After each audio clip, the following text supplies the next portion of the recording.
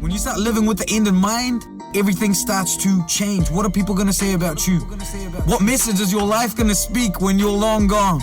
Because you weren't born by accident. You didn't just happen to be where you're at and happen to watch this video. There is always a reason. Welcome, guys. I want to welcome you to our Fuse Life podcast, episode number 41. Yeah, as you know, Fuse Life, we're all about God-given purpose, God-given assignment, holistic living, and my guest today has a crazy story. I actually read her story probably 6 or 7 months ago. She had this crazy post that kind of went viral, and I've been wanting to get her on here for a while, and so I'm really excited to have her here. I have no idea, actually, of her full story, so I'm hearing all of this live in real time, just like you. So, Jamie, I just want to say thank you for coming on here, and I'm so excited to have you. Yeah, no, thank you for having me. I'm excited about this. I love sharing just what Jesus came in and did as a boss, like I love it. It makes me happy. So yeah, this is gonna be good. It's gonna be fire. Well, there we go. So Yeah. have you shared your story a lot in the last few years, or? Here and there, and it's usually been like in parts and pieces, depending on the audience. Some audiences want to hear more, and just to be honest, some it's a little bit more filtered. And so I'm excited to not have to put a filter on it.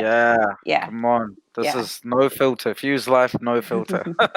Before we go ahead, what's behind you there? I see a picture there. Yeah, so this is a prophetic horse. We were having a revival at one of the church I used to go to, and this guy came in, he was ministering, and he called it a horse of heaven. And it was a white horse, but it reflects all of creation and the beauty and glory of the Lord. And so in turn, the white horse actually has color to it because it's a horse of heaven. I don't know if you can. Wow. Anyway. Yeah, I mean, we can see most of it. Yeah. Wow. So why don't you just kind of tell us a little bit about you now before we go into the past? Like, what do you do now? And are you married or that kind of thing? Yeah, no, I'm not married. I have 12 nieces and nephews, which is kind of a full-time job outside of my full-time job, right? Yeah. I work in commercial construction. Never thought I would end up here. It was not something I studied. In fact, it's kind of part of the story because I worked for my mom and stepdad, and they were intricate in even me, not to like do a spoiler alert, but me getting to jail, like me starting on this horrific downward spiral. They didn't start it, but they brought it to an end, and so it was in that process of forgiveness and healing and working in our relationship that years later, that I'm actually working for them. And it's just amazing. And I love my job, but it's using the gifts. This is what I absolutely love about this is so, as the gifts got awoken in me and we learned that they're not for like here and there, they're not just for the, like within the four walls of the church. They're not just for this constrained, contained place, but you're supposed to take them everywhere you go. And I know that one of my mountains is the mountain of business. And so taking those things that the Holy Spirit has planted in me, that Jesus gave us freely whenever he died on the cross, and bringing those into business, whether it's prophetic, utterances or words of knowledge or words of wisdom, gifts of healing. I don't care what it is. If you're willing to be the vessel wherever you're at. And so I get to do that here. And it's kind of a tangent, but yeah, it's amazing. So that's what I do. Wow. And where are you based at the moment? We are in Texas. So White House, Texas. Yeah. Cool. That's awesome. Okay, so let's get into this thing, like all the way back to your childhood, maybe from 0 to 10 years old, like one of the things I do with our guests is we kind of segment your life so people get an understanding of how you even got to where you got to, Yeah, absolutely. So I was raised in a really conservative home. My dad was a deacon. My mom was a stay-at-home mom. I had 2 older sisters. So it seemed like, the idealized family. He was a doctor. She was, it was just, by outward standards, it was the perfect structure. And I'm not saying that it wasn't good, but, even if you grow up in church, you can grow up with an intact family. That doesn't keep you off limits from the enemy ever, ever. And I think people often have that misconception. So, I was a very athletic child. I was very outgoing. But I remember even as a child, I started having prophetic dreams at the age of maybe like 5 or 6, something like that. And seeing things that I didn't really understand, whether it be like as I was awake or as I was asleep. And but it was a great childhood. Like we moved a lot. So it kind of brought me out of my shell. About every 2 to 3 years, we would move. So as much as it brought me out of my shell, it also caused a feeling of displacement. You don't have roots. You can't count on. I love my father. So even if he watches this, like, it's nothing I wouldn't have said to him. So I love him, but there was not that availability of trusting him, if that makes sense. So, he was never satisfied with where we were. So every 2 to 3 years, he was uprooting us, and we would shift to a new location. And then you branch out, and you have to reestablish yourself. And so there wasn't that. There was no foundation in that sense. But it wasn't a bad childhood. It was. I was a tomboy. I was the epitome of a tomboy. I was a sports girl. I was. I never wanted to, I was not the froofy. Like, I don't know if any of those, maybe it's a Texas thing, but I wasn't poopy frou-frou. Like, that was just not my thing. And I think some of my rebellion probably even started then, because I was like, I'm not going to do anything that my sisters did. And I'm the youngest. So if my sisters did it, they were going to tell me how it needed to be done. That's not, so I can look back and see some of that. It wasn't bad. It just kind of got contorted as I grew up. There was a time when I guess it was 5 years old, and we were out on the lake. So there's pinnacle moments I'm going to mention in this story where literally the enemy tried to take me out. So we're on a sailboat. The sailboat capsized. I'm on the front.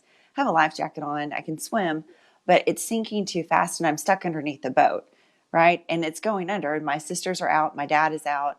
And it was just the four of us on the boat. And as it's sinking, I'm still stuck underneath whatever the bow of it. And so I literally would have been taken out. And my sister swims over, and she grabs my ankle and pulls me out. And, I think that when the enemy sees he knows long before we do the magnitude of what God has designed for every one of us. Right. And I think he will often use subtle things. Sometimes they're subtle, sometimes they're not, to deter us or to cause us to an early end. Right. I think that, because look, I love me some Jesus, and I just, my passion is to go into the depths of despair and darkness and pull those people out that used to be where I was. And, there's been moments during my life where I shouldn't be alive more than once. Like, I should have died from a heart attack. I should have died from being stuck underneath a boat that was, sinking. And it just, I kind of went on a tangent, but that's kind of where I was from 0 to 10. And it wasn't bad, but then we started, we moved again. We had been somewhere for about 5 years. We moved to a small little town. Most of our towns that we lived in were pretty small. And I'm not going to make this about my sisters, but we had a thread of rebellion, I would call it, in our family. And my mom always used to say that what your sister started, you picked up and you just ran with, and I think that because of all the moving, because of not having the structure and not having a father figure, like my dad was a dad. He did the best he knew how. He didn't grow up with a dad. He grew up with 2 alcoholic parents that were very volatile, beating each other, chasing each other with guns. So what he had grown up, he did better than, what he had seen represented. And I understand that. So, but there was not that father figure. So even though I was saved at 6, seeing God as a father, I didn't get it. Like, I just didn't get it. And it wasn't until I was 36 that somebody could say father, referring to God, that didn't make my skin want to crawl. It didn't, I just was like, I don't get it. That does not, no. Which is really sad that it took, almost 30 years for me to understand and receive him that way. But, so that was kind of my background, and, until I got to be a teenager. And then, like, I was a gymnast for, go ahead. Yeah, no, let's go there. That's all I was going to say. Yeah. So, and I might reposition. I'm sorry, but if I fall out of the camera, just wave at me or something. But we're good. So, I was a gymnast for a long time.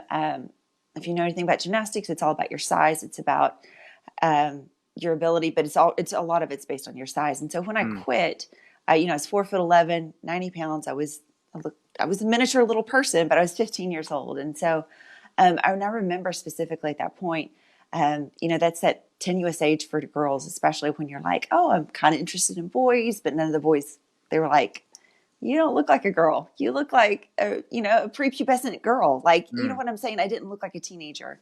And I became very aware of my lack. And I started hating it. I started hating what I saw in the mirror. I started hating what I wasn't, what I thought I should be. And I just never found peace.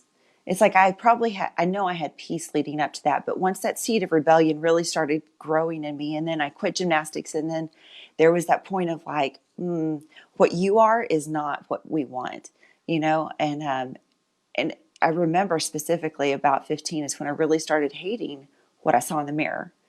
And it didn't stop there. It wasn't like, oh, just for a season I dislike myself. It was the hook. For me, that was the hook that came in, and it just it began to grow and to billow in my life over the years. So by the time I was 17, I was a full-blown anorexic. For those, I'm sure most people know, but just in case you don't, that just means that you starve yourself in order to make, you want to be a certain size, and it's like a pining away. You can hear people tell you, you're beautiful, you're gorgeous, whatever, you're smart, you're successful. It doesn't matter because you can't hear it. You cannot hear truth because that deaf and dumb spirit that gets all over you, because you can't see reality when you look in the mirror. You can't hear truth whenever somebody's saying something, and you dang sure can't hear God. You can't hear Holy Spirit speaking to you saying, daughter, you're beautiful how you are. So all of those senses were shut down at such an early age. And really I started some form of addiction by the time I'm 17, which stunts your maturation. It stunts all of your mental development, your spiritual development, your emotional development. So at the age of 17, I was pretty much stuck at that age until I went into recovery at 34. Wow. So a 17-year-old girl inside a 34-year-old's body. Wow. Right? So let's look at this for a second. You say that you hated your body, but you're not overweight. It's not like you're big girl. You're fit, right? You're doing gymnastics. You're fit. You're healthy. I mean, some women would look at that and be like, "Man, you have the perfect physique." Yeah. Can you describe that? Like, what about it did you not like? I mean, you could probably do cartwheels and some flips and do pull-ups like it's a joke, right? Like some woman would look at that and be like, "Man, like that's awesome. Why do you not like your body?" You know? It's because, again, it goes back to what you see. And when that vision got perverted because of a rejection, a spirit of rejection that happened, if you're a little girl that doesn't know, and I'm going to use teenager still as a little girl, that you don't feel accepted, you don't feel like your father is so important in the development of a daughter's identity. I can't say it enough. Like, it is paramount to a daughter's formation of who she is as an individual, as a woman, and what to expect and what to receive, all of those different facets, because he is the earthly representation of this dynamic, of the vertical dynamic. And to my dad's best of ability, he gave what he could, but it wasn't what I needed. And so you already have that feeling of rejection. There was a moment he said, I was a little chunky before I started competing. And he was like, if you're going to look like the Goodyear blimp, and he didn't mean it. And again, there's no animosity there, but those are small words that we don't realize that what our words actually create in somebody else, whether they're life-giving or they're death.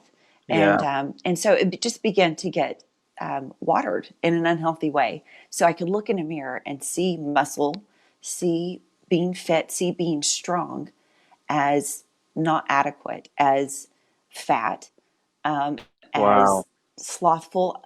So what others saw, I could not see ever. That's mind-blowing. Yeah. Wow. And so you have people that will work out crazy amounts. So it may not just be starving yourself, but you can overwork out. You can overwork. You can do whatever it is when it's to the nth degree, and it begins to cloud your perception and your ability to see clearly and to see truth. And so that's what was happening. So when I looked in the mirror, I was like, I hate you. I hate you. And wanting to beat my body into conformity that would somehow give me a validation, like a guy that would say, you know what, you are beautiful. I'm looking at the wrong person for validation, but at 15 years old, I think that's a pretty common thing, unfortunately, and just wanting to beat it into submission, to make it something that it was never designed to be. Wow. So then why did you quit gymnastics? What made you quit? Yeah. So I was a competitive gymnast, and at the end, I started having ulnar nerve problems from tumbling. When you tumble, you block. It started making my hands go numb, my fingers go numb. Wow. Just from, So that was the reason I quit. I loved it, but yeah, it was just time. So. Wow.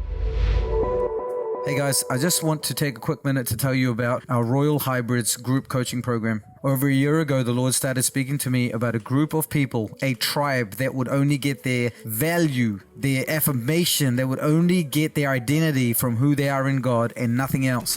And from that place, they were going to do great things on the earth. In the last year, we have seen a whole bunch of people jump into our program, solidify themselves in their identity with God, and from that place, actually start to engage their purpose. Fuse Life talks about the 6 trees: your spirit, your soul, your body, and then your relationships, your finances, and your purpose. We have seen a whole bunch of people come through this, get solidified in who they are, and then begin their own projects, whether it's a teen mums project, whether it's a coaching, counseling business, or a painting business, publishing your children's book, publishing a puzzle book. We have seen people do all of these kind of things, and we just know that this is just the beginning. So you want to go to www.fusebornformore.com/Royal Hybrids, or just click the link in the caption and make sure to check out what we are doing. We would love to have you as part of our tribe. Now, back to the podcast. Okay, so let's pick this up at 17.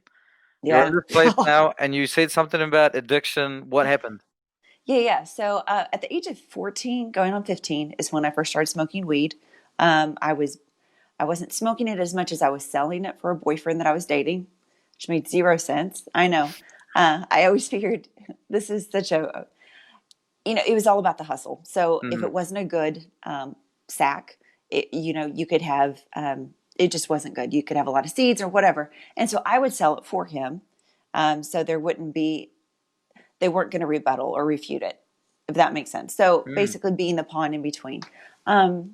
And so that was really when I started using, not to such a degree, but that was my first, smoking weed, and started drinking then. So fast forward to 17, I hated my body even more. We had moved again. We'd moved to Texas. We had been in Oklahoma prior to that. And it was just a hard season. It was a hard time of my life. Things weren't getting better, and I hated myself even more, if that was even possible. I became friends with a woman. She taught me, as weird as it sounds, or as actually sick as it sounds, she taught me a lot of skills and tricks about how to keep yourself from eating, what to do, like how to starve yourself. I mean, it's such an epidemic though. Like there are underground websites that teach girls how to do this. And it's glorified. It's craziness. It's almost like this underground movement that you have to search for it, but it's there and you can find it. And so she became my best friend. She just taught me a lot of things that really fed something that was already going on inside me. So at that point, by that summer of my, after my junior year of high school, I really started drinking a whole lot, like a whole lot. I was drinking to numb myself. I was drinking because, leading up to this, when you don't know your worth, you don't know your value. And I think we hear that a lot in the body or in church. And if you've gone to Sunday school, you're like, you're valuable, you're worthwhile, you're of great importance. But if you can hear it all day long, but if you don't understand it, it doesn't get in here. So when you're encountering people that you feel like would make you feel that way, that people have always told you that you are, you start giving yourself away. And that's pretty much where I was at. And so I would start drinking to make myself feel better about having random sex. I mean, if we're just being real about sleeping with somebody over here at 17, or sleeping with, somebody that was older than me. I mean, just all of these things, knowing that it wasn't even a dating relationship. It was just, I was looking for something. I was looking for something that would make me feel anything, and that would make me feel wanted, of importance, and adored. That I wasn't this ugly little girl that I kept hearing in my head. You're that little girl. You're that little girl that looks like a boy, because you're athletic or whatever, or what you see in the mirror is unworthy. And so I started giving myself to men, and so I would drink to make myself feel better for that. And it went on for about a year. It got better. And the only reason it got better is because I got caught. I was sneaking out. I was just doing all kinds. It was just reckless, like utter reckless behavior. And I had snuck out one night, and in short, I got caught. But the reason I got caught is because I didn't get home in time, and I had no idea what I'd done. So I had to come in when my parents were already awake, and they were like, "Where have you been?" And I really didn't know. When you wake up in your car and you're not in your clothes, and you don't have recollection of what's happened to you, and you're in a man's clothes, and so there's those things that happen. And so at that point, that was going into my senior year of high school, and they were like, you can go to counseling or treatment, or, you can choose to go to a Christian school. We'll put you in counseling here. Those are my two options. So I decided to stay local. I started running. I did cross country. I severed ties with anybody that I was hanging out with because I didn't really want to get shipped off. And so actually right before that, my dad said, if you do this again, don't bother coming home. We'll find the car. We'll take the car from you, and you can figure out another place to live. And so my senior year, it was pretty good. I was good. And the anorexia wasn't really battling. I wasn't battling a lot. I'd stopped drinking. I had stopped doing drugs. Wow. I go off. Yeah. I mean, like I got sober the first time when I was 17, I go off to college, and it starts up again. I was dating somebody that I'd known from high school, this private Christian school. And, I was sober. I didn't really drink, maybe once or twice by the time I turned 21, but really it wasn't my thing because I was now back to the anorexia. And I knew that had what I didn't want. I wanted to. And anyway, in that relationship, he was like, you're just fat. Like you are just, and so, yeah. So these are the things that when you don't have identity, when you've given yourself away. So, right. I mean, if you don't see that there's a value or worthwhile to even stand up for, to put boundaries around, or to walk away and sever a relationship, you're like, I'll accept it. It's okay. He's right. Because it spoke to a lie that I'd already started believing a long time ago. Right. And so that kind of behavior continued on throughout college. Just that really demeaning. That was the first time I would say there's a lot of verbal abuse. So I got out of college. Actually, let me backtrack. While I was in college, I knew that I couldn't graduate without help. And I say that in the sense of I couldn't function. My brain couldn't function. I would try to write a paper that might be like just a single sheet, but I was so deprived of food because I wouldn't eat. I would try to go as long as I could. Or if I did, I would work out 4 hours a day. Wow. Yeah. So, and then I'd wake up in the middle of the night and I would just binge, and then I would hate myself the next day. And so this pattern started, and I was like, well, people have Adderall. That should probably help me. Right. So I took myself to a doctor locally, got diagnosed with ADHD. And I say diagnosed because it's like, you can figure out the answers that you need, however you need to answer it in order to get what you want. So that's when I first started taking Adderall. You're going to have to tell us what Adderall is, because outside of America, people probably don't know. Yeah. Oh, yes. Okay. So Adderall is like, it's speed. It's prescribed. A lot of doctors give it to children or adults for attention deficit disorder. It's stronger than Ritalin. So it's a legalized meth. That's you know what crazy. meth is? Yeah. So it's legal meth. And I don't care. Anybody can try to rebuttal me on that. I'm telling you, it's meth, but with a prescription on it, and not made in a bathtub.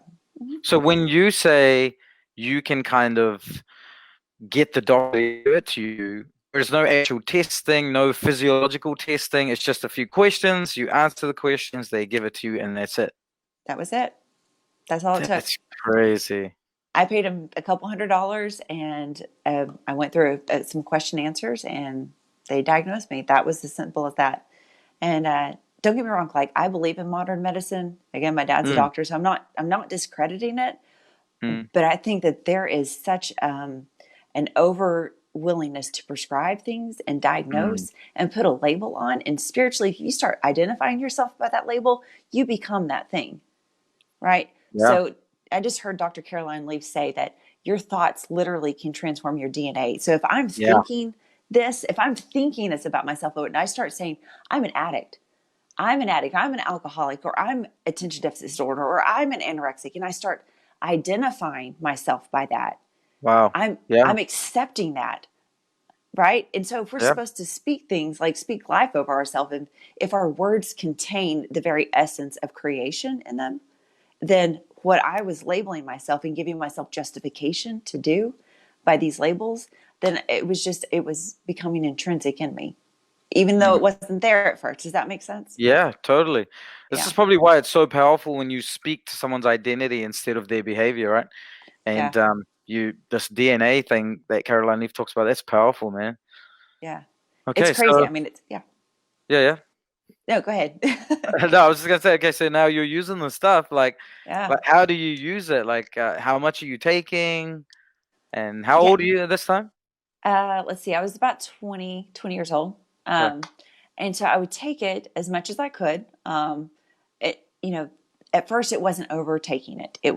I just took it regularly instead of when I needed it, because I liked how I felt. So if you're not feeding your body, have you ever fasted? Okay, when Yeah. you fast, yeah, it's kind of exhausting, right? Like Yep. you get, yeah.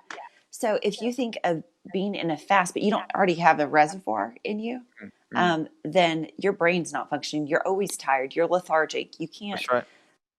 and so Adderall would come in and it would give me that ability to function, to act like a normal person, to do things that I wasn't able to do, to stay awake, right? So that was about the age of 20, and I would use it not as much. I wasn't abusing it like I did later, but I was using it regularly. So, But you never needed it in the first place, so it was giving you nope. something already, right?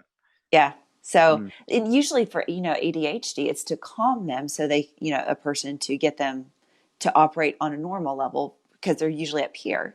Yeah. But if you don't need it, instead, if you're supposed to be here, it puts you up here. It's like, again, it goes back to being like meth.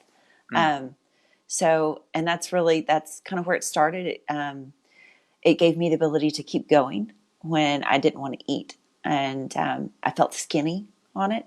And then people, if I had it, people wanted it, right? So then we're going to go back to that identity. Like, you got something I want. Okay. Right. So it's that very perverted valuing system. So by the time I graduated, I moved back home, started working here in Tyler, and I was diagnosed with narcolepsy. While I was working at this job, and it was like 60 hours a week, and I just poured myself into it. And I loved it. I loved what it required of me and to stretch me and all those things. But I needed the Adderall more, right? Like I needed it more than when I did when I was in college. So I ended up being diagnosed with narcolepsy because I totaled my car driving home. It was a hardtop convertible. This is time number 2 where literally my life was saved. And I put the front end of it underneath a truck because I'd fallen asleep at the wheel. The top was down, so it stopped at my windshield. Had it gone a little bit further, it would have decapitated me. Wow. Yeah. So that was in '05. So when you say narcolepsy, like maybe you want to first tell people what it is, but then what that looked like in your life? Yeah. So narcolepsy is when you just randomly fall asleep. You can't control it. It just comes up on you. And it usually starts in your young adulthood. I later learned that mine was exacerbated by the anorexia. So it was there, but anorexia only amplified it. And so what that looked like for me is I was already tired from not feeding my body and my brain, but then that was enhanced by this narcolepsy. So it's just a small it's like a small little genetic difference, and it's not inherited. They don't have a cure for it. It can't be fixed. Like there's no answer for it other than we'll put you on medication. So for me, it just meant I was always tired. I would fall asleep, but I never slept through the night. It's kind of backwards. So I would get about 2 to 3 hours of sleep a night. I would start going days on end without sleeping, so I couldn't sleep during the night, but during the day I could. And so it was kind of like a reversal because my REM would start. REM is like where you go into your sleep time. I'm sorry, your dream time. And so I was going straight into REM. Yeah. Wow. So that's what narcolepsy is. Yeah. Do you think people so you're using the stuff, and did that kind of speed up this thing or affect you to cause this narcolepsy? Or like, well, I guess what I'm getting at, right, is there are some times where with having kids, I'm tired and I might have caffeine. I know it's not the same thing, but Right. I have caffeine, and then you start relying on having caffeine. Like, I don't drink coffee, but I might have tea, or I might have like a pre-workout before going to the gym. Sure. And Yeah. you can start to rely on this thing, but sometimes over the last 8 months, a few times, I don't mean to take this off subject, by the way. No, you're I'm, good. I'm staying in this realm, right? What happens is, say, 4 or 5 days, I go hard, I'm sleeping less, I'm waking up in the nights because of my kids, and then I hit like a wall, and I'm like, I need to sleep. Like, no matter how much I try, I can't stay awake. Right. So you're saying narcolepsy is like a perpetual state of that. Yep. Mm-hmm. Does it have something to do with your adrenals, your adrenal glands, or no? I don't think so. I could be wrong. I'd have to go back and check. I bet not to my knowledge. So, Okay. yeah. Crazy. Okay, so you hit this car. Yeah. You fell asleep.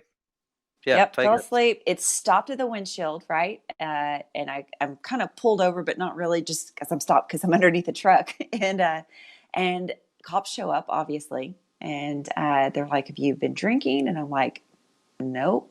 But when you wake up, and most people don't usually wake up very very clear headed. They're groggy. That's right. And I got out of the car. I'm groggy. They give me a field sobriety test. I obviously failed it because I'm still waking up. I have no idea what's happened. I've just totaled my car. I'm not really sure what's going on or why I totaled it. And so that's my first time to get arrested. So that would have been in 2005. What? Okay, so they don't check your breath? They did. Yeah. Oh, they did. Okay. Yeah. But your breath test would have been fine. Yep. So they get you to walk a straight line or something like that? They tried. Yeah. And I had on heels. I had on, because I'd been at work. Yeah. It was a bad scenario. Yeah. Yeah. So they Okay. ended up arresting me on damage to a vehicle greater than $500. That was the official charge. Okay. So I know. Yeah. So I spent the night in jail. That was the first arrest. And, when you and I were talking and I was going back and I was pulling up all those pictures and I'm looking at the different mug shots and I'm like, oh crap, girl. And I could see it. I'm like, I remember looking in my eyes as I was sending those to you and I'm like, you're not done. I see that look and I know that you're not done. And it's so funny that I can look at the different mugshots because that first one, I was young, I was 24 and it was like deer in the headlights and I had no idea what was happening.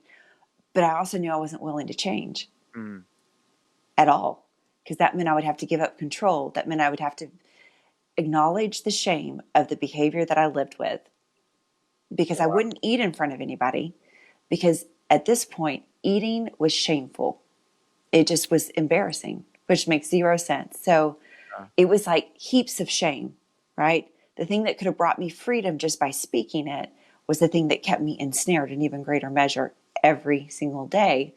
And so I was looking at that picture and I was like, Jesus is still coming after you, but you're not done. And that's okay, and looking at that progression, but it was scary. That was the first arrest. And, if anybody's been arrested, I don't know what it's like in other countries. I'm sure it's probably worse than it is here in the States, but it's horrible. It was, they strip you down and they don't throw you in a shower. You have to get in the shower and there's a bunch of people in there and they watch you. And it's freezing and you don't have clothes. I mean, they put you in this jumpsuit and I got a man's jumpsuit. So it was like 5 times too big and I don't have shoes. They give me men's flip-flops. I'm 24 years old standing in this shower room with a bunch of women that I later would become like, which means like a repeat offender. But at that point I was like, oh my gosh, these people are scary. And, but even that wasn't enough to stop me. Right? It wasn't enough to deter my behavior because I liked what I was doing because I wasn't going to stop. I just knew I wasn't done. But in that arrest, go ahead. No, this is crazy because I feel like we could do a 3-hour episode. Yeah. I want to touch on some of these things because when you messaged me, you said this stuff about rebellion, and it was like a theme in that post that you made of this person in you that was like, no, I'm not going to face the truth, Yeah. I want to kind of talk about that a little bit. And I also just want to talk about the eating and not eating in public. Like, so I run a fitness training business. I've been running it for Yeah. about 7 years, and I've seen client after client, especially ones that are overweight. So I know they're overeating at some point, Right. but I've never seen them eat in public. And when we have a get together and we eat, they'll just grab one small thing and drink water. And I know that there is a thing there. So how would you tell someone to get out of that place? Like, what is your advice to them? Oh my gosh, to get out of that place. So you first have to go and figure out why it's shameful to you. Because here's the deal. Any addiction is rooted in something totally different. It is not about the chemical, it's not about the food, it's not about the sex, it's not about the money. It is a heart condition. And I say heart condition meaning like a heart issue with your spiritual identity, with whether they're a believer or not, that's what it comes down to. And so to get out of that, I think out of all the addictions I've had, eating disorder was the hardest one to break free from by far. And I'm telling you, like, and that's pretty intense to say because it's illogical.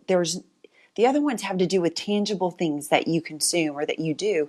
But when it's food, it's the thing that you have to live, but it's also the thing that you hate or that you use to make yourself feel better, right? So instead of drinking, if I'm eating in the middle of the night because I'm depriving myself all during the day because I don't want people to think I'm actually eating, even though I'm overweight, like maybe they think I have a thyroid problem, right? I don't know. But those things, but it's that wanting to deceive or manipulate what you personify, what you put forth. And so I think oftentimes whether we're not eating or we are eating, it's a shame-based thing and it's a control thing as well. And so to tell somebody how to get out of that, that's such a hard question because it's like you have to be willing to go back and say, what's this actually stemming from? So as you're reaching for that food in the refrigerator and you wake up in the middle of the night and you start wanting to go to the things that the M&M jar, the candy jar, the bread or whatever it is that's your thing, the peanut butter, it's like this pivotal moment as you're reaching, and I've done it. And that's why I'm saying this. And you're like, why am I doing this? I'm going to hate myself in an hour and tomorrow morning when I wake up. What is propelling me? What is this compulsion that is driving me, right? And so it's that backwards untangling of the knot as to figuring out what the drive is behind it. Wow. Yeah. I don't know if that helps or not, but because it's such a tight web and figuring out what the driving force is. And that's how you get undone from it. Yeah. I mean, that's a big thing what you just said, especially as someone who's had substance abuse or substance addiction, to say that food is the hardest thing and the worst thing. And I would agree with you. I think because it's so accepted, right? Yeah. Especially sugar, like sugar is so accepted. Absolutely. Wow. Yeah. Okay. So let's carry on. Sorry, I wanted to just hit that point. Nope. Yeah, no, you're good. You're good. So you're in the shower and Yep, I have to change out, and I end up getting in a holding tank for the night, and I bond out, and I've totaled my car. I will probably have to get an attorney, and so this is the first time I'm walking through this, which I will have to do more than once over the next few years.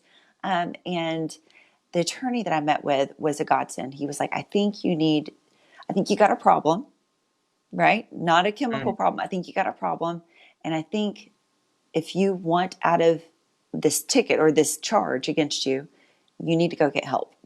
And at that point, my brother-in-law, who I also worked with at that time, was like, and I told my brother-in-law, I said, I need help and I need you to go with me. And so I went over to my parents' house and I said, I've got to have help.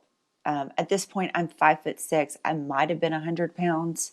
I was skin and bones. Like I was just wasting away. I was just, Is that the photo that I have? The one I showed you? Is that the one? That's the next one. Yeah. Go ahead and show it. Yeah.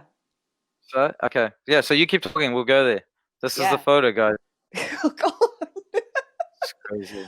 I love it. I love it because it's so the epitome of what my heart was, right? I was dead inside and I hated myself. I hated where I was at. And I think I sent you, I was like, that woman looks like she's going to cut you and not even apologize for it. Because I was just angry, and so at that attorney's suggestion, I decided to go to a treatment center in Dallas, Texas, for eating disorder. I was there for a month. But while I was there is when I was diagnosed with narcolepsy. So up to this point, I had not been diagnosed with it. They put me on Adderall. So I had gotten Adderall for a different reason before. And now these doctors, the sleep specialists, are like, nope, you need to actually take this. Not, Wow. see, this is like a setup for just a very gnarly situation coming forward. But while I was there, they also sent me to a cardiologist. And I'm like 2 weeks before my 25th birthday. The cardiologist is doing an EKG, and she's like, hold on. She goes out of the room. She comes back in, and she has a wheelchair, right? And she puts the screen up there so she can show me what she's doing, the echocardiogram. And she's like, do you see these two things? And I said, yes, ma'am. And she's like, those are holes. You have 2 holes in your heart. I had 1 on each side of my heart. I had 13 milliliters of fluid surrounding my heart. And I'm 24 years old. And she's like, you should have already died from a heart attack. Crazy. Like you shouldn't, what you were doing to your body was like equivalent to you running, 6 miles a day on no food. So all these things that I've been doing, my body is now devouring itself at this juncture. I'm underweight. My heart is literally getting shredded by by myself. I had no idea. So I sat in a wheelchair. And that's the only way they would allow me to go anywhere, because there was no way to fix it. They're like, we can't do surgery. It's going to have to heal itself. If it's going to heal, it's going to have to heal itself. So over the next 6 months, I would go in, and it eventually healed itself. But it was because I had to start feeding myself. And all of these sound like such simple things. But when this is so skewed, feeding yourself is the last thing you want to do. Yeah. And so they put me on Adderall. I've got these 2 holes in my heart. I come back after a month of treatment. I think I'm fine. And I'm like, yeah, I'm good. No big deal. I got this. And I started my prescriptions. They started running out sooner than later. They started not lasting me all month. And I was like, well, I can't function. I can't go to work, right? Without this medication. And so I started looking for additional doctors. So, which is illegal, very illegal. So I would find another doctor. I would take all my medical records from the sleep studies, and I would package it up, and I would present it to them, and they would say, yes, oh my gosh, you need this. And so starting off, I only had like 2 doctors. And so just so anybody, in case they don't know, in the United States, that is considered a 2nd-degree felony, which carries 2 to 20 years of prison time. So it's not a small thing. To have 2 doctors? Yes, for the same prescription. Really? Yep. So if I'm getting a controlled substance from more than 1 doctor, that is a felony. Wow. Yeah.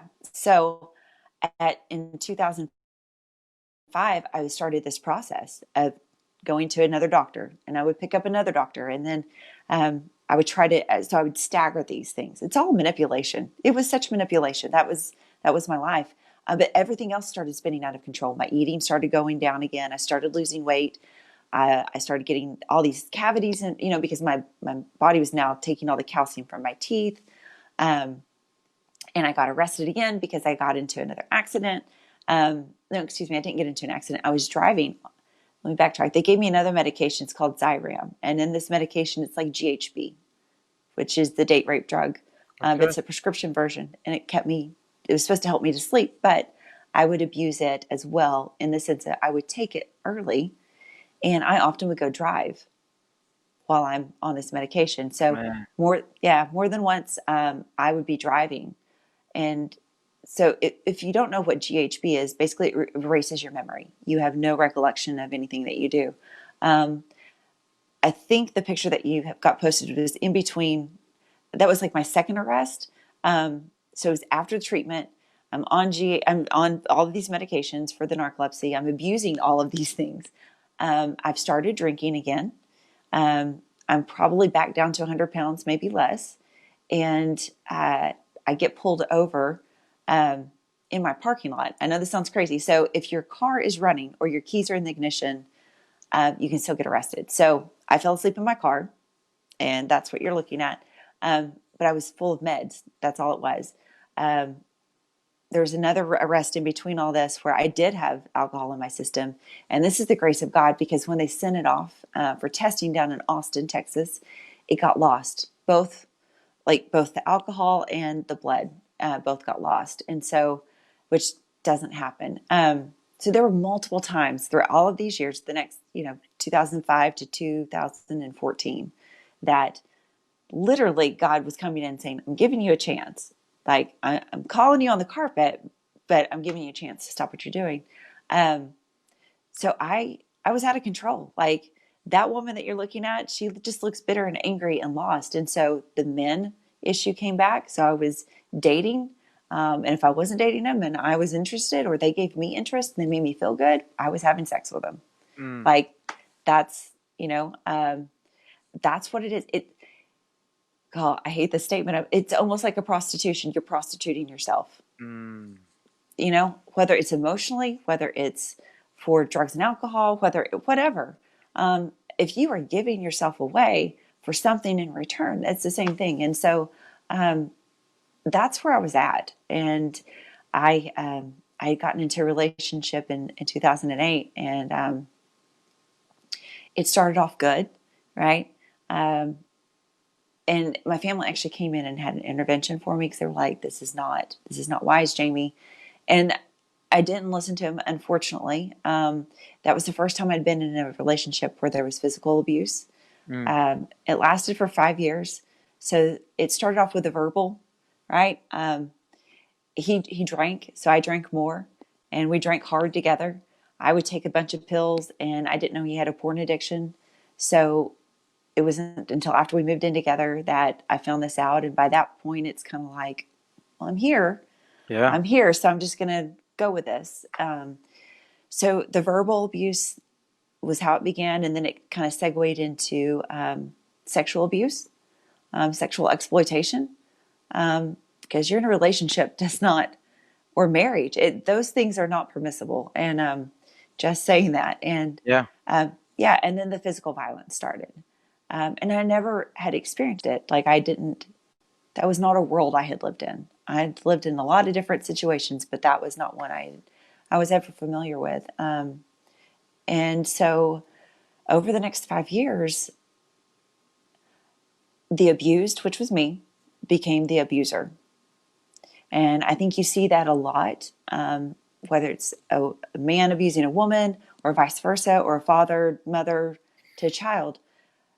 The thing that they don't want to become is what they become, because they hate it so much, but yet they're unwilling to get healing from it. So as I would get slammed into a wall, or stripped and slung into something else, or, knocked across a room, or dragged by my hair, I became so angry.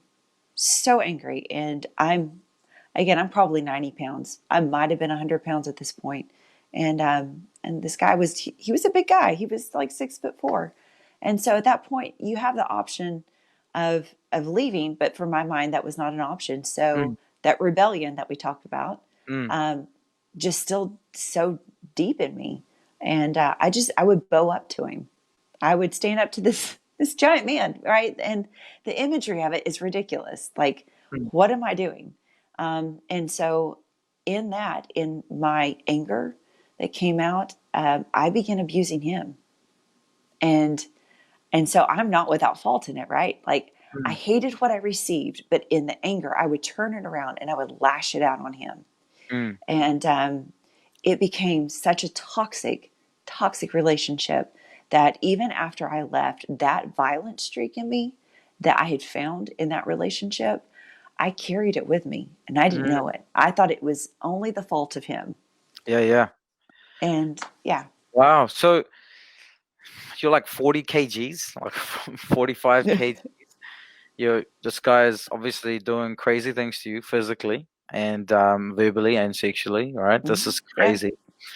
And now you are standing up to him. But when you say you became the abuser, I mean, what is that? What do you mean? What does it look like? It started off verbally. So, like he would berate me, whatever. And then I got to that point. Have you ever seen a wounded animal? Okay. And you try to go and you try to comfort them. And what do they usually do? They try to attack you. Yeah. They try to bite you. And that's what I'd become. I'd become that wounded animal. So when I would lash out at him, I would just annihilate him verbally. And then, if I thought he was going to bow up, or when I say bow up, like raise his hand at me or do something physical to me, I'm going to be the first to throw a punch. I might get one, but I'm going to make sure that I'm going to throw one in. That mentality is so demonic. But it was a fight or flight. It was a survival thing. Yeah, it's your protection. Yeah. So that's what that looked like. And I'd broken his nose. And it's not good, but it just gives you the idea of like what actually happens. So oftentimes, look, we hear so much about the abuse that we receive, but we also have to be willing to look at what did we also give out, because it's a reciprocal healing, right? You have to be able to forgive them for what they've done, but you also have to be able to forgive yourself for what you gave to them or to somebody else. And That's because right. if you can't have that holistic healing, you're going to perpetuate and repeat the same thing. Yeah. Yeah. Wow. Okay. So why did you leave? How did you leave him? I mean, you're staying through all the crap. How do you end up leaving? Yeah. I just was tired. I was exhausted, and we moved to a different city that wasn't far away. And he went to work, and it was just like, I don't know, something just broke in me. I was like, I'm sick of looking at you. Like, that's where I was. I was like, I don't even want to see your face. But I wasn't bold enough to come to him and say, I'm leaving, right? Partly out of fear, partly because I probably wouldn't have done it. I probably would have recanted. So I did it when he left. So I wouldn't have he wouldn't try to stop me, because there were times when I would try to leave and he would try to stop me, and it just, it became a situation. So I left when he was at work, and then I came back a few weeks later when he was at work, and I still had a key, and I just took everything that was in the house. Just took I left him with almost nothing. And I didn't care. Like, I was just callous. I didn't care. I wanted to hurt him. I wanted him to feel the pain of what the last 5 years had been. But I can't say all that without honestly saying, in those 5 years, as hard as it was for the things that I received, his unfaithfulness, I would be unfaithful to him, right? So it wasn't just one-sided. It's never just one-sided. If you're in a relationship, it can be good and it can be bad. It takes two people to get to whatever point you're at. And so I have to own my portion of it too. And I probably tormented him, knowing, that I would leave and I would go see somebody else, so that part was there too. And I would be remiss without saying that, owning that part. So that's how I left. I left while he was at work, and I came back and I started dating a new guy. And he came with me and some of his friends, and we just loaded everything up in a truck and just moved it all out. We put it at my mom and stepdad's house because they were just excited I was going to be leaving this man. Yeah. And in the midst of all this, my parents get divorced, which was like the quintessential family that you think is perfect and there's really not a whole lot of issue. My dad leaves my mom for another woman. There was just so much happening. So I've got my personal life falling apart, and then my family life is just crumbling. So the thing the one factor of stability, even if it's unhealthy, was falling apart. So in that time, she got remarried. They allowed me to come live with them. I'm dating this other guy, and that's how I got all my stuff out. But when I moved into their house, the agreement was, you can stay here. At this point, I'm working for myself because I'd been fired from every other job, right? I can't keep a job. I can't stay sober. Yeah. I can't show up anywhere on time. So they're like, just be responsible. They don't approve of my choices, but they'd rather me be safe at this juncture to get me out of harm's way. And I took advantage of them. I did. I started using my mom's credit card without permission. Sometimes I had permission, sometimes I didn't. So if you ever look at my record, my criminal record, that's on there. That's reality. And so I started dating this other man, and he wasn't divorced. He was in the process of divorce, but he wasn't. I just didn't realize it. again, it was another unhealthy situation, a very toxic relationship. So there's a pattern here. People would tell me, this is Jamie, don't do this. But I didn't want to hear it because I wasn't done. I wanted what I wanted, and I was going to get what I wanted, whatever that was. Yeah. And did you know what that was? No, No. I didn't. Crazy. I didn't. Yeah. So I'm still doctor shopping. I'm drinking more than I've ever drank. I would wake up drinking. I would wake up polishing off a bottle of wine. I would drink throughout my day. I would drink at night. That was just what I did. Like, I was popping pills. I was going through wine, like ridiculous amounts. And, I was abusing my mom's credit card, all of this stuff. And I still wasn't eating. It was better, but that part was just always there. It would ebb and flow in its severity. I was doctor shopping. I couldn't get enough. So I started adding in more doctors. So at this point, I probably had 5 doctors. Wow.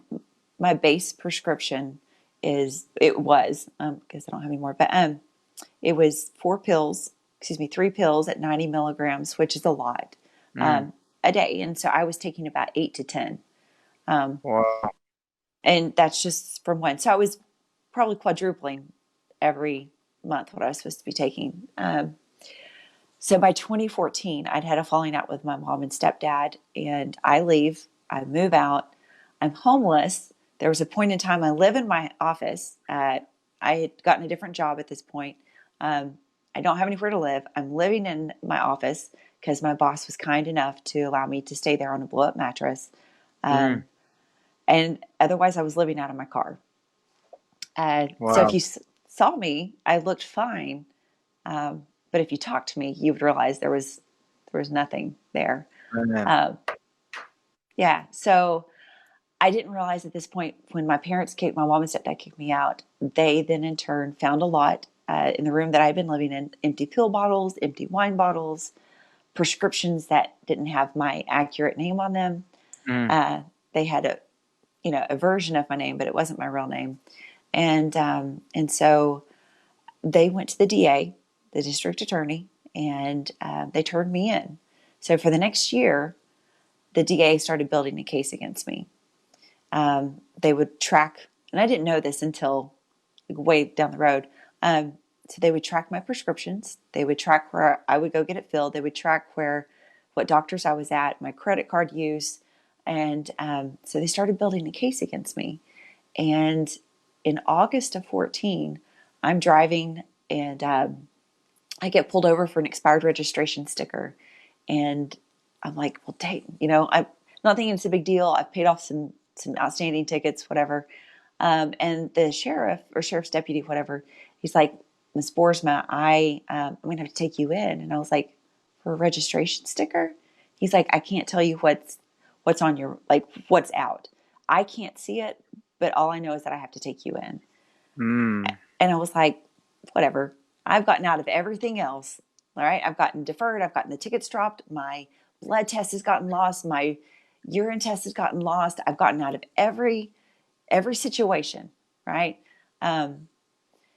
And so I go into this thinking, I'm fine. I'm going to get out of this too. I'm going to manipulate my way out, and it's not going to be a problem. So I'm sitting on a bench, and I have in the States, we have bracelets. When you get arrested, they're color coded.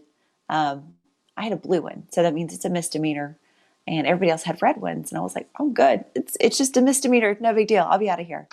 And a guy walks by, and he's like, I'm so sorry. You don't look like you should be here. Can I help you? And he was part of the jail, or one of the sheriff's deputies. And so he goes to look at my record, and he comes back about half an hour later, and he's like, Miss Boersma, you need an attorney.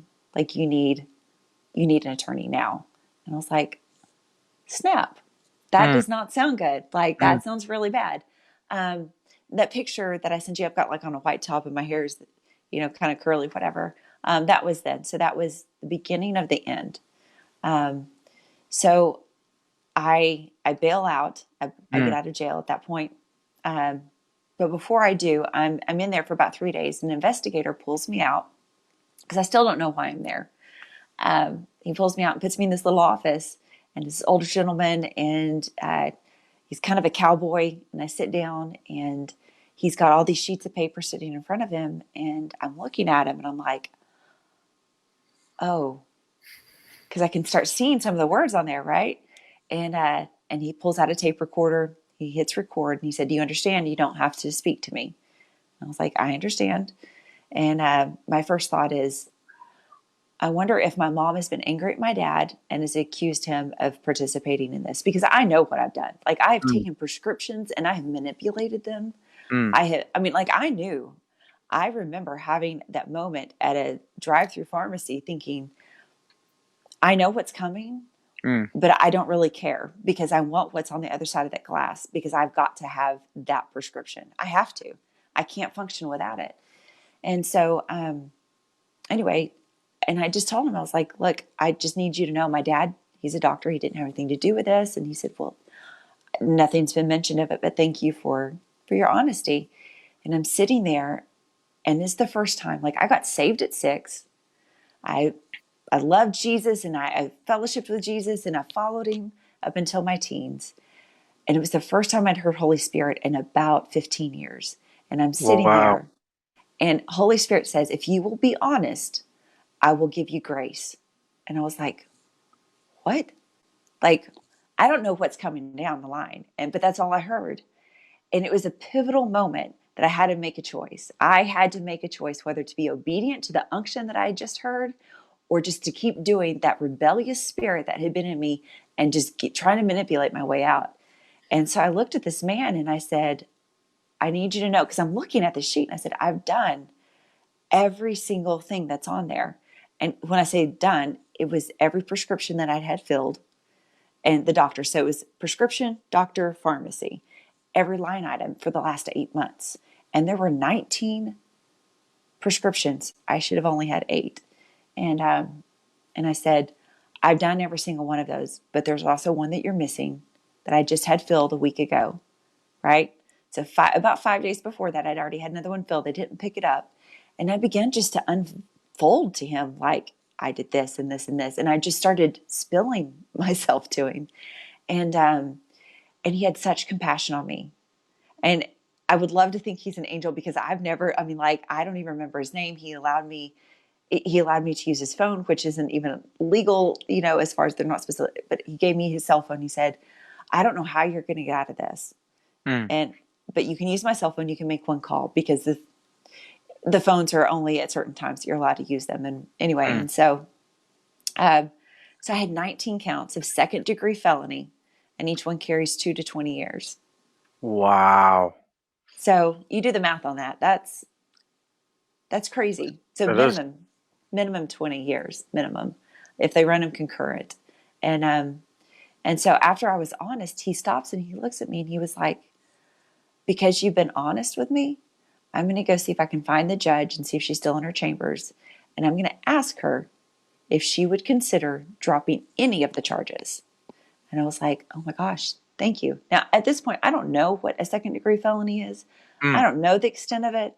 I just know that there's a sheet full of a bunch of things that I've done, and he's telling me it's bad. And so he goes to the judge's chamber. She happened to be there on a Friday afternoon at like 4 p.m., and she drops 18 of the 19 counts of second-degree felony.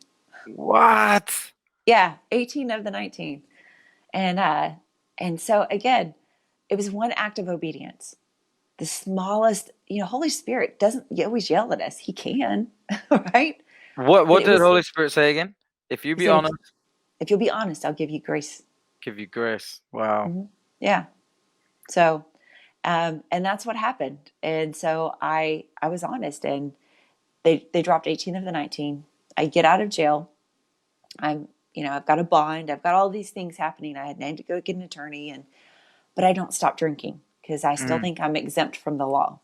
And I'm going to kind of speed this part up, but I end up giving a UA because I'm on probation. I fail the UA because there's a trace amount of alcohol in it. And my attorney calls me on January 4th or 5th of 2015. And he's like, I don't know what you did. I don't know basically just saying you're an idiot, right? In short, that's who I wrote the tribute to, that Facebook post. It was because he ended up passing away. But He's like, I can't help you. Mm. You have zero option. You don't even have like a secondary wiggle room. Like, you have to go turn yourself in. And it was at that moment, I was like, I was scared. I was scared to death. But yet there was a peace in it because I was so exhausted of all the juggling and all the lying that I lived. My life was a lie. And so on January 5th is the last time I took a drink of alcohol. And for as much as I was drinking, there was zero reason I shouldn't have had withdrawals or side effects. And so I turned myself in on January 7th. What year is it? 2015. 2015, okay. Yeah. So I just passed my 5-year sobriety, but and so Congratulations. thank you. So I I go feel and Holy Spirit so strong right now. yeah, It's crazy. it's so good because this is when he shows up like a boss, and Jesus just walks into a jail cell. He walked it in, so I turned myself in, and they're handcuffed. I'm handcuffed and I'm transported, and it's scary and it sucks and it was miserable. And I go to this medical tank because of the narcolepsy. The thing I used to justify my behavior is now going to keep me locked up for the next 3 months. And I'll explain that in a minute. So I get put in a medical tank because they're afraid I'll fall from the narcolepsy. And I'm shut down. I'm just in my own little cell, and the bars and the whole gamut. And that night I went to bed and I was angry. Like, I was so angry. I'm cold. I'm bitter. I'm scared. All of these emotions, right? But yet there's still a sense of peace because I'm not trying to cover up my lies, tell somebody something over here, make something else happen over here. I'm not going after my next hustle. I'm not worrying about pills. I'm not worrying about alcohol. I'm not worrying about a man. And it's funny that I found peace in jail, right? Like the last place I thought I would find it. So Jesus comes in like a boss on January 7th, and he delivers me from alcohol, and he delivers me from my prescription, from my addictions. Like, just straight up, I don't have withdrawals. I had nothing whatsoever. Like, if I'm taking that much Adderall, that's like me doing a ton of meth. There's literally zero difference for the same amount of milligrams that I was taking. It's just legal meth. And yeah. And he shows up and he just, like, I didn't have anything. And when I say leading up to this, all those years, if I didn't have my medicine, if I didn't have alcohol, like, I couldn't get out of bed. Like, if I didn't have those pills, I would stay in bed and I would sleep 24/7. I could not function without those things. And I'm sitting in a jail cell and I wake up and I'm like, oh my gosh, like, I'm fine. And did you have an encounter? Nothing. I just cried out to God. I was like, I don't know what is that. Like, I don't know if you're real. I don't know. Like, I knew God's real, but when you're in that position, you're like, I don't hear you. I don't see you. And you're angry. It's like, you've got to do something. You've got to do something because I can't do this. I can't live like this. Even if I go to prison, I can't live like this, because it was the prison I was in was not the jail. The prison I was in was the prison I constructed for myself. And that was far worse than any jail cell I've ever been in. It was far worse than any encounter I've been in with the women that were there. And it doesn't even compare. And so that's when I say, he comes in, and it was just like, there was this saying on the side of the cinder block walls, and it says, push, pray until something happens. And I would look at that and I'd be like, I don't even know what to pray. Mm-hmm. And I would just stare at it. I was like, I don't know what to pray. I don't even know what to ask. I don't know anything other than I'm miserable. I am miserable, and you've got to do something. Like, I don't know how I'm going to live, because all I've known of how to live for the last 17 years was with some form of chemical or some form of addiction. I didn't know anything else. And that's when he came in, and it was just like, I woke up the next morning and there was nothing. There was no, I didn't shake. I didn't have withdrawals. I didn't have cravings. I didn't have jitters. I was the avid smoker. I didn't have withdrawals from that. There was nothing.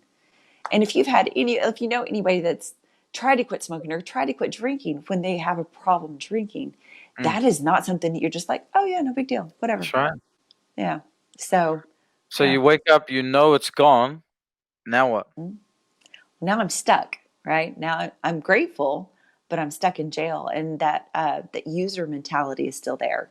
Like, how can I get out of this? How can I manipulate people that are on the outside to get me out of this? Because I don't deserve this. I'm not a drug addict. I'm not an alcoholic. I'm not a liar. I'm not a thief. And I was.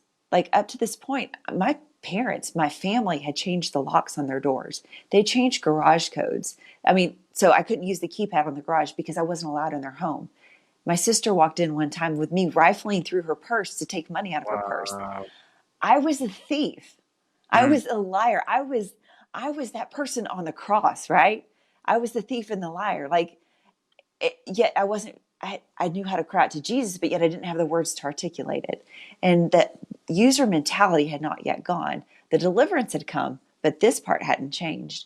And so that's kind of what started over the next 3 months I spent in jail. I've kind of started to walk out of that because it is a process. And I would call my mom and I would be angry at her that she was not going to give me money to bail me out. I would be angry that nobody wanted to have anything to do with me, that my sister, nobody, my family was done. They were like, you're a manipulator. You're unsafe to our children. And when your sister tells you that you're unsafe to your nephew and your niece and to all of your nephews and nieces, that's gut wrenching, And so for the next few weeks, I tried to still manipulate my way out of jail.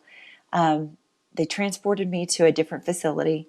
I saw things I never knew existed. I saw a side of life that I didn't know people lived in. I saw women that were pregnant that were in jail. One particular example was this woman. She was probably 6 or 7 months along, and it was a Sunday afternoon, and she wakes up and she's just bleeding. She's bleeding out, right? And there's not a doctor at the facility, and she's crying out to the guards. She's like, I need help. I need help. Somebody please help me. And they're pissed because it's interrupting what they're doing, and it's quiet everywhere else in all these other tanks. And she continues to bleed for the next probably hour and a half. So it's just that, but that's normal life. So it's this institutionalization that happens when you're in there, and it becomes normal. It actually becomes better for a lot of people than what their outside life is. There were women in there this one girl I think of, she was sold at 14 by her mother and her mother's girlfriend for drugs to a 40-year-old man. I'm like, I don't understand that. I thought my life was bad. I'm just a selfish little child, comparatively speaking. Yes, I've got my problems, but I'm sitting here and my eyes were unveiled to what exists outside of my little realm of every day.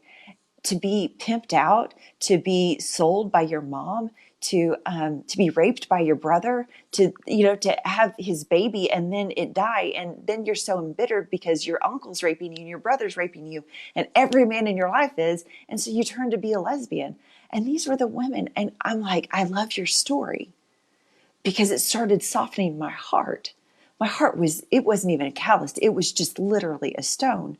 And so the next 3 months, it's this process of hearing these like excruciating stories. And I'm like, I don't know how you live. I don't know. I don't understand this, that you would rather call your pimp to take care of your child because you're about to go pull chain and be in prison for the next 10 years because that's the safest person in your life. But that was reality. And so my heart began getting softened by what I was witnessing, and these women that, for all intents and purposes, became friends to me. They were far more friends than the friends I had on the outside world, right? And, jail is filled with its own weird just dynamics and unhealthy dynamics, but there was something very special that happened because Jesus met me in those tanks. They call them tanks. They're these giant rooms that are cement floors, cement walls, bars up front, and we'd have like 20 to 24 women in there. And you would see, it was the first time I'd been in such a group setting where I would go to shower, and one particular woman, she was a lesbian, she was a bully, and she would try to force herself on you. And so navigating those dynamics, figuring out what to do, figuring out all those things, but yet not becoming angry, just being like, I didn't know life was like this for other people. How was I so oblivious to it? But in that, I started falling in love with Jesus in my despair. I felt like David, if you ever read the Psalms and you're like, I swear David's crazy. It's like one moment he's like, yes, Jesus, I love you. Everything's good. And the next he's like, oh, he's just having a meltdown. And, but I started writing, and I started writing these laments like, God, have you forsaken me? God, just pouring myself out, not knowing what else to do because the days are long and the nights are long. You have nothing to do. And he began to woo me. He began to come and speak to me in my dreams. The dreams that I had when I was 5 and 6 years old were now being activated again. And I would have these God encounters, while I was sleeping. And yet I was still processing this entitled manipulator user mentality while I was awake and trying to navigate out of that. But that's what you're surrounded by. And they wanted to send me to prison because I had violated probation, and they had every reason to. The judge was like, I'm either sending you to the state-run facility, right? And if not, then we're going to send you to prison. That's it. And that's kind of where I was at. And I just wanted out. That's all I wanted. I wanted out. I wanted to go back to my life. Like I was falling in love with Jesus, but the discomfort, I did not like at all. And I would rather be able to have what I once had. And so this woman came in, my probation officer found her, and she was a godsend because she had gone through recovery. She had gone through all these things, and she ended up being a director at a women's facility that was faith-based, not state-funded, and it was in an old nursing home, and they took 12 people ever. Like that was the max. And she interviewed me, and I was like, I don't want to go there. I don't. That's too many rules. I'd rather pull chain. I'd rather go spend in prison because I can be out. And my attorney was like, you're dumb. You're stupid. This is going to ruin your life. It's your choice. You have to make the choice. And ultimately, I made the choice to go to the facility because they offered me a spot. And in that, like what God started in a jail cell, he continued on. And that's when I started having my God encounters. That's when I would wake up in the middle of the night hearing my name being called, like the audible voice of God calling my name in the middle of the night when I've got earplugs in, when you can't hear anything else. And I would hear it knock at my door, and I would hear Jamie, Jamie, Jamie 3 times in a row. And I would get up and I would open the door and there would be nobody there. And I'm like, what is happening? God, like thinking, am I going crazy? I would go back to sleep and I would fall back asleep and I would hear the knock again. And it would knock and I would hear my voice again. And it would be enough to stir me to get up out of bed, to open the door. And yet there was nobody there. There was nobody in the hallway. And when the Lord was calling me, he was calling me back to him because I had been a radical lover of him when I was a little girl, passionate radical lover. And it was in all of that those dreams when I was 5 and 6 years old that I saw myself riding on the back of the lion of the tribe of Judah. But simultaneously in that same dream, I saw the enemy coming for me. And I just thought it was a kid's dream. And yet I can look back on all those years in between and how that thread started and having to make that choice and seeing the enemy's plan for my life, but knowing that my ultimate plan was exactly where I was at and where I was about to go. And I became so emboldened and passionate about God's redemption because I now found him as like a redeemer. I found him as the deliverer. I didn't find him sitting on a pew. I didn't find him in these Sunday school classes where it was like liturgical. That was not the God that I had found at this point. I found a God that came in with fire and kissed me and loved me and was purifying this girl that was so filled with shame and hated everything about her that when I looked in the mirror, for the first few months, I would look in the mirror and I would claw at myself and be like, I hate you, I hate you, I hate you. Still at this process, right? And I'm in recovery and I'm getting baptized in the love of the Lord, but it was still that getting rid of that hate and shame. And I woke up in the middle of the night. I'm going to tell this real quick dream. And it was this demon that was on the floor and he jumped up and he pounced on my face and there was a veil across my face and the veil was red and the enemy, like the demon couldn't touch me. And all he could say, it was just a mouth with those like sharp teeth, kind of like, Gollum in Lord of the Rings. That's what he looked like to me, but he was just a face. And he kept whispering and like seething to me. He was like, you will never be a jewel in his crown. And that's all he could say to me. He was like, you will never be a jewel in his crown, over and over. And I woke up and I was like, oh my gosh, I've got a mandate. Like I was fearful of what I had just encountered. But at that point I knew that Satan was absolutely terrified of what the Lord was about to do in my life. Absolutely. And I had the choice to believe that lie because that was the lie that I had lived with for so long. Sure. Or know that I am the jewel in his crown. I am the purified bride. I am the one that he adores. I am the one that he says, there's this verse, awake and awake, O daughter of Zion, for the Mm. defiled and uncircumcised will enter you no more. But Mm. that daughter of Zion had to wake up and she had to make that choice. And I Mm. was like, I'm that girl. I am that daughter of Zion, because that defiled and uncircumcised will enter me no longer. And that is my passion. And this all started happening was I'm in this recovery home. I'm hearing the audible voice of the Lord. I get baptized in Holy Spirit, like just fire, right? And I'm like, I don't even know what's happening. I'm removed from every bit of society. We don't have cell phones. We don't have social media. We don't have anything. But I had everything I needed. And it was a year long. It was a year long. We'd wake up and we'd worship. We would then go to all these studies. We'd have boundary classes. We'd have all of these classes. And it was it was a year that I could never, I don't know where I would be if God had not set me aside for a year. Mm. Esther was set aside for a year, and it wasn't easy, but she would go through these processes where her skin would be removed from all the rubs and the baths and stuff. And he set me aside. And those layers are the layers of wounding. Those are the layers of calluses that as he begins to touch those things in our lives, we're like, just shed me. Just shed that thing off of me. Just take it off, God. It's painful to walk out of. I don't care, because when I fell in love with him, when he kissed me with fire, I'm like, put your finger on it, and I'm willing to walk out of it. And that process doesn't happen all at once. Mm. And that's the thing that I wanted, like I wanted it to be just like, yes, I got delivered in jail. Mm. It's a constant deliverance. It's a continual deliverance. Mm. And that's the thing that's like, because if we don't allow him to deliver us from character things, from mindsets, from heart issues that we don't realize that we have, we take ourselves off that potter's wheel. Right? And that's never a place, because then we become dry. Then we're not malleable. Then we're not in his hands. And I'm just like, I can't, because I stood on a hill. We had these passes during the year, and you had to earn them. And the first time that I had a weekend pass, I went and I stood on this hill at my mom and stepdad's house, who I was embittered towards, obviously, because they turned me in, right? Mm. And it was so long before I would have anything to do with them. But God started restoring that, and I forgave them, because he showed me. He was like, Jamie, when you were 6 years old, your mother had a stroke. I woke you up from a dream. I had you go in there, and you woke up your father. You went and got your father. So you saved your mother's life when you were 6, and she may have been 36, 34, 36. And when you were 34, your mother had the opportunity to come in and save your life. Wow. And it shifted something in me. And my family's been restored, and it took a while. Like, you can't earn back trust. You can't earn back all of these things all in one fell swoop. But it's just been a process.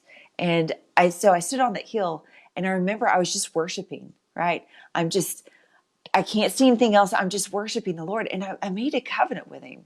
And I made a covenant with him. I was like, I don't care what it looks like. I don't care what it takes, but I will put an end to this pattern, this chain that's been in my family. Use me, God, to end this for my family, not just for my family, but for everybody else that you put me in their path. And I feel like that's part of the mandate on my life. So that's kind of my story. Wow. Man, we've gone like nearly 90 minutes. There's Have we people have really? stayed on this whole time. Sorry. Interesting when you said about that demon. Like, as soon as you said you had this demonic encounter, I felt like I saw it. Yeah. Now, I wonder if that's shame, if that's the demon. It's the demon of shame. Yeah. That speaks to all of us. That tries to speak to all of us all the time. Yeah. And your story, that's crazy. We got someone on here. Like, there's people commenting. I don't know if you can see their comments. There's Diane Moore, and she's like, "We prayed for you for so long, and God heard our prayers." Yes. I mean, Thank you, Diane. there's someone else that was like, I'm the old Jamie. I see the new Donna. She's like, every time I watch Jamie, I literally have tears.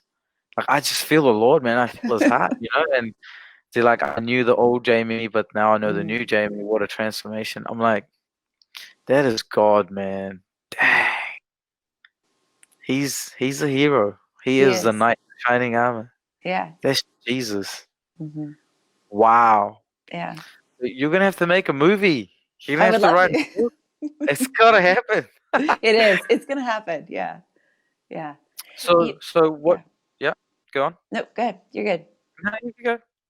No, no, you're fine. Well, no, I want to take, so when I was in jail, I felt compelled to go to the women to record their stories.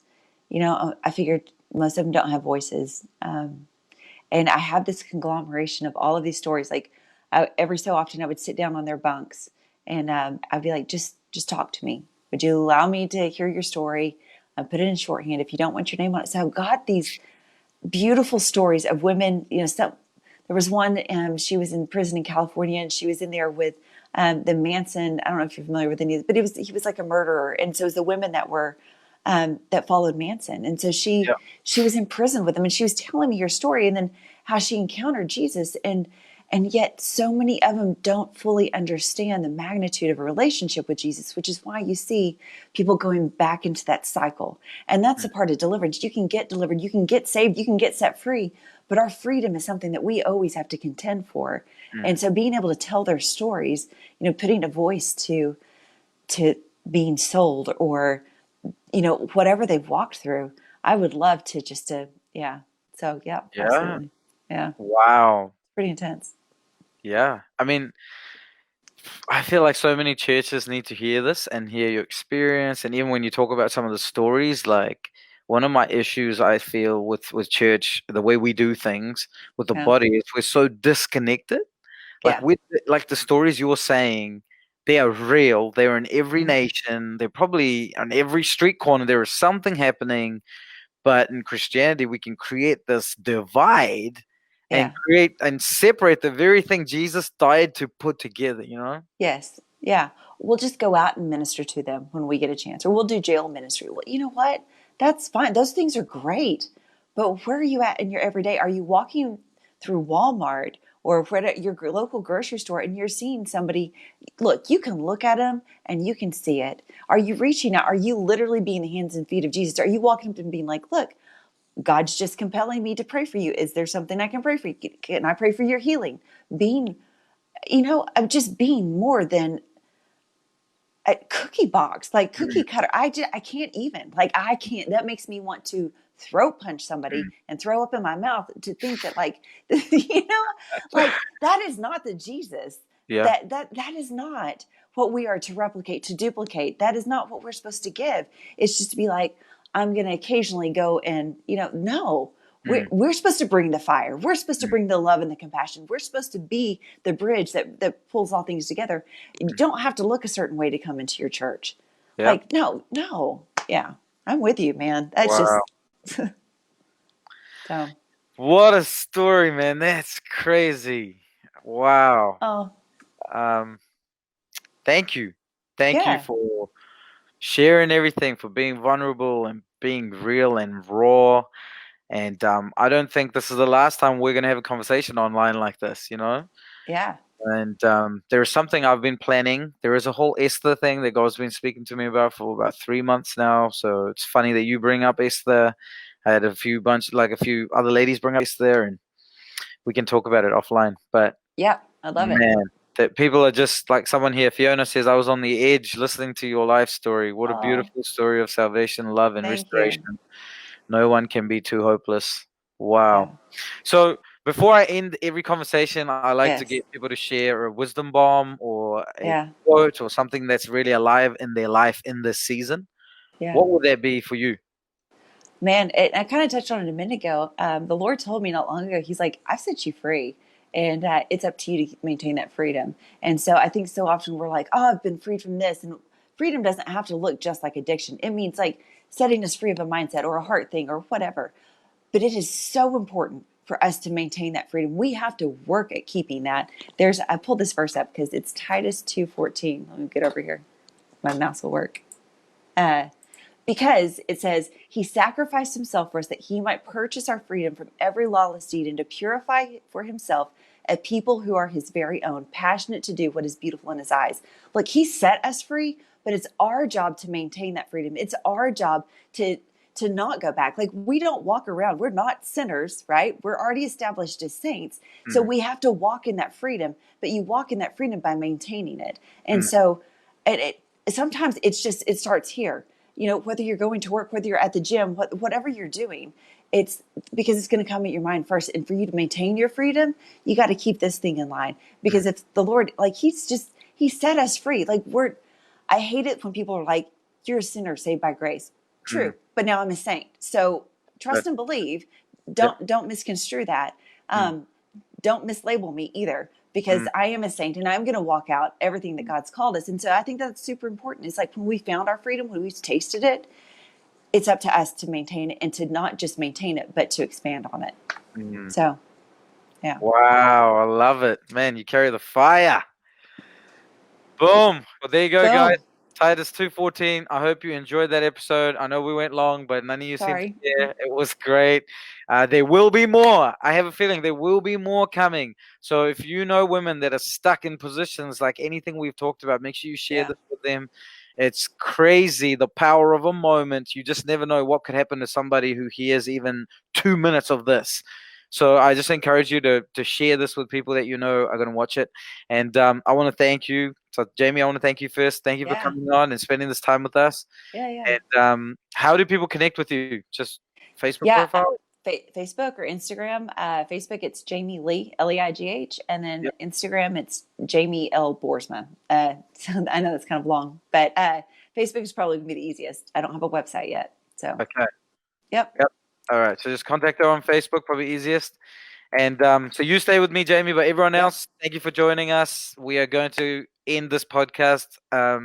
Keep a lookout on our page, man. We're going after it. I feel like God is doing something through Fused Life that is not traditional. We're walking a narrow road. We're talking about subjects people don't want to talk about, and we're doing it in love, in health, not out of spite or venom. And I just think something crazy is around the corner. So thank you for joining us. We love you lots, and we're going to talk to you guys soon. Faith and patience. Faith and patience. Patience means allow it to happen. Stay the same. Stay persistent. Keep going. Faith, know that it can happen at any moment. Get excited because it can happen at any moment. You were so close. Don't quit now. Keep pushing. You got this.